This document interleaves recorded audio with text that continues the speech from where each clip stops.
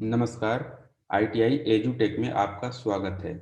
यहाँ हम engineering drawing के महत्वपूर्ण प्रश्नों के सॉल्व एवं मॉडल पेपर की तैयारी करवा रहे हैं। यहाँ ऐसे प्रश्न होंगे जो कि पहले से इंजीनियरिंग ड्राइंग एनसीवीटी एग्जाम में आ चुके हैं या उनके आने की संभावना है। तो आज हमारा जो टॉपिक है वह है ज्यामितीय संरचनाएं, ज्योमेट्रिकल कंस्ट्रक्शंस। तो इसमें पहला क्वेश्चन है, एक सरल रेखा होती है। सरल रेखा क्या होती है? तो पहला है इसमें ऑप्शन ऊर्ध्वाधर रेखा, दूसरा ऑप्शन है दो बिंदुओं के मध्य की अधिकतम दूरी, तीसरा ऑप्शन है दो बिंदुओं के मध्य की न्यूनतम दूरी, चौथा ऑप्शन है क्षैतिज रेखा। तो जो हमारा सही उत्तर है वह है दो बिंदुओं के मध्य की न्यूनतम दूरी। ये देखिए यहाँ दिया हुआ है सरल रेखा क्या होती है। दो बिंदुओं, जो हमारा जवाब था वह है दो बिंदुओं के मध्य की न्यूनतम दूरी। ये दो बिंदु हैं, इन दोनों बिंदुओं के मध्य की जो न्यूनतम दूरी है, जिसकी ना तो कोई गहराई होती है ना ही चौड़ाई होती है, अर्थात केवल एक ही आयाम होता है। तीन आयाम होते हैं, लंबाई, चौड़ाई, गहराई। तो इसमें केवल लंबाई है, एक आयाम है, ना तो गहराई है ना ही चौड़ाई है। तो वह हमारी क्या कहलाएगी? सरल रेखा। अगला क्वेश्चन है, एक वृत्त में डिग्री होती है। एक जो सर्कल होता है, वृत्त होता है, उसमें कितनी डिग्री होती है? पहला ऑप्शन है 180 डिग्री, दूसरा ऑप्शन है 360 डिग्री, तीसरा ऑप्शन है 210 डिग्री और चौथा ऑप्शन है 260 डिग्री। तो जो हमारा सही उत्तर है वह है 360 डिग्री। एक सर्कल में 360 डिग्री होती है। इस डायग्राम के माध्यम से देखिए, चित्र में दर्शाया हुआ है। यहाँ से देखिए, जीरो अंश से लेके पूरा गोल चक्कर लगा कर इसका यहाँ आके 360 डिग्री कंप्लीट होता है। 350 degree and this is 360 degree. तो ये हमारा 360 डिग्री तैयार हुआ। तो जो वृत्त होता है, जो सर्कल, उसका उसमें 360 डिग्री होती है। अगला क्वेश्चन है, बहुभुज के आंतरिक कोणों का योग करने का सूत्र है। बहुभुज जिसमें कई भुजाएं होती हैं, तो उसके आंतरिक कोणों का योग करने का जो फॉर्मूला है वह क्या होता है? पहला ऑप्शन है 2n-4 इंटू 90 डिग्री, दूसरा ऑप्शन है 3n-4 इंटू 90 डिग्री, तीसरा ऑप्शन है 2n-4 इंटू 45 डिग्री और चौथा ऑप्शन है 3n-4 इंटू 45। तो जो हमारा सही उत्तर है वह है 2n-4 इंटू 90 डिग्री, जहाँ n क्या है? भुजाओं की संख्या। बहुभुज में ज्यादा भुजाएं होती हैं, तो उसमें n भुजाओं की संख्या है। डिस्क्रिप्शन में देखिए, बहुभुज के आंतरिक कोणों का योग करने का जो सूत्र होता है वह होता है 2n-4 इंटू 90 डिग्री, जहाँ n भुजाओं की संख्या है। इसको आप नोट भी कर सकते हैं कि बहुभुज के आंतरिक कोणों का जो योग होता है वहाँ 2n-4 इंटू 90 डिग्री। अब दो, अगर पांच भुजाएं हैं तो दो, यहाँ दो है और ये n क्या है? भुजाओं की संख्या है, -4 गुणे 90 डिग्री। तो दो और पांच भुजाएं हैं तो 2 गुणे 5 -4, तो 5 दूनी 10, 10 में 4 घटा दोगे तो कितना आ जाएंगे? 6। अब 6 का गुणा 90 से कर देना तो ये आएगा 540 डिग्री। तो जो समपंचभुज की जो भुजाएं होती हैं उसके आंतरिक कोणों का योग 540 डिग्री होगा। ये आप अपने रफ कॉपी पे करके देख सकते हैं। अगला क्वेश्चन है, निम्न में से न्यून कोण है। न्यून कोण कौन सा है?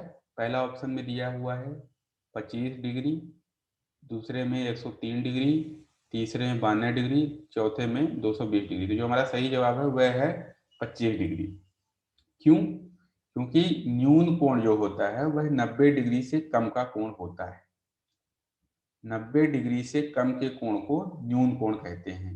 तो यह हमारा जो क्वेश्चन था उसमें 25 डिग्री जो है वह 90 अंश से कम है, बाकी ये तीनों जो हैं वह 90 अंश से अधिक है। तो हमारा जो न्यून कोण होगा वह क्या होगा, 90 अंश से कम। डायग्राम में देखिए A B C less than 90 degree, तो हमारा न्यून कोण क्या कहलाएगा, 90 डिग्री से कम का कोण न्यून कोण कहलाएगा। अगला क्वेश्चन है, एक संदर्भ रेखा तिर्यक पर खड़ी लंब रेखा कहलाती है। तिर्यक पहला है इसका ऑप्शन, तिर्यक रेखा, क्षैतिज रेखा, समांतर रेखा, ऊर्ध्वाधर रेखा। क्वेश्चन क्या कहता है, एक संदर्भ रेखा तिर्यक पर खड़ी लंब रेखा कहलाती है। मतलब एक समतल पर कोई भी लंब रेखा जो होती है वह क्या कहलाती है, तो उत्तर है ऊर्ध्वाधर रेखा। कैसे कहलाती है ऊर्ध्वाधर रेखा, यह देख लेते हैं। ऊर्ध्वाधर रेखा सीधी खड़ी रेखा होती है। यह एक समन्वय समतल के y अक्ष के समानांतर होती है। यह एक क्षैतिज रेखा है जो कि समतल के समानांतर है और उस पर 90 डिग्री कोण बनाती हुई एक रेखा होती है जिसे हम ऊर्ध्वाधर रेखा कहते हैं। मतलब यह रेखा जो है हमारी वह क्या कहलाएगी, ऊर्ध्वाधर रेखा कहलाएगी।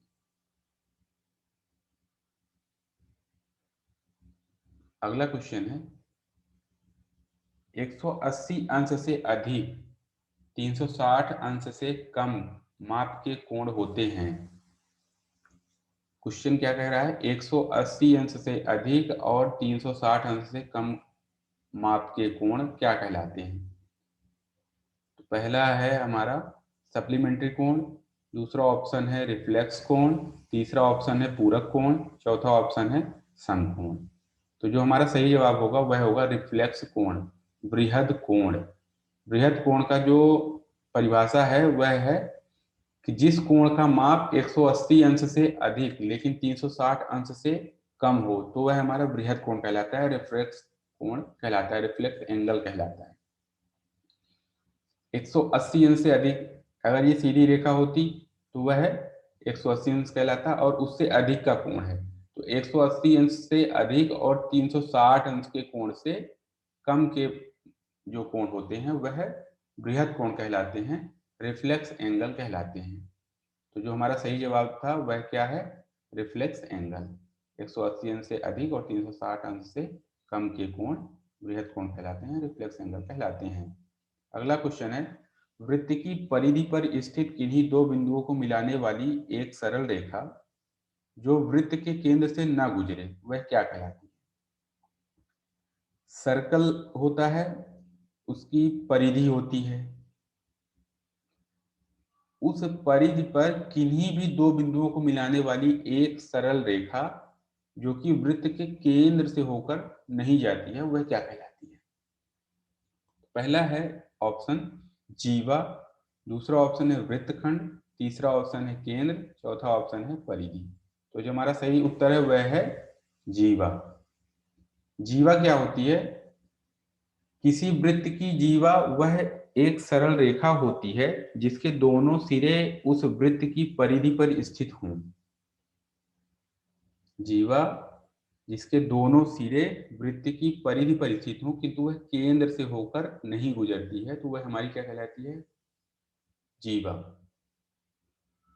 इसमें देखिए डायग्राम में स्पष्ट है कि वृत्त की जीवा वह एक सरल रेखा है जिसके दोनों सिरे, पहला छोर और दूसरा सिरा, पहला सिरा दूसरा सिरा दोनों क्या होते हैं, वृत्त की परिधि पर हैं।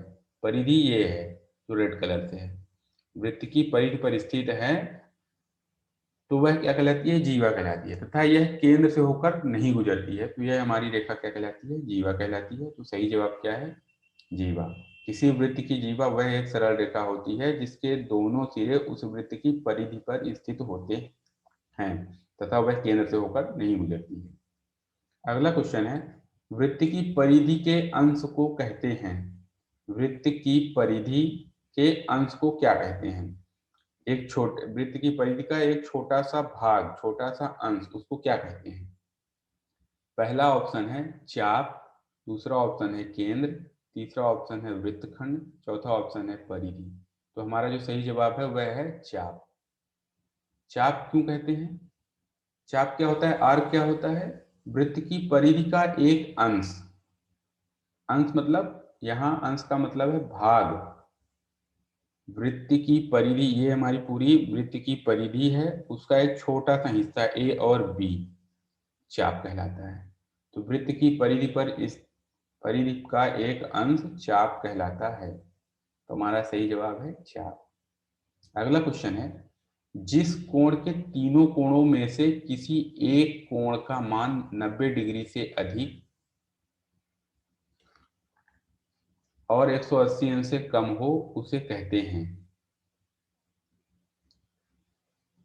जिस कोण के किसी एक कोण का मान 90 अंश से अधिक और 180 अंश से कम हो तो उसे क्या कहते हैं?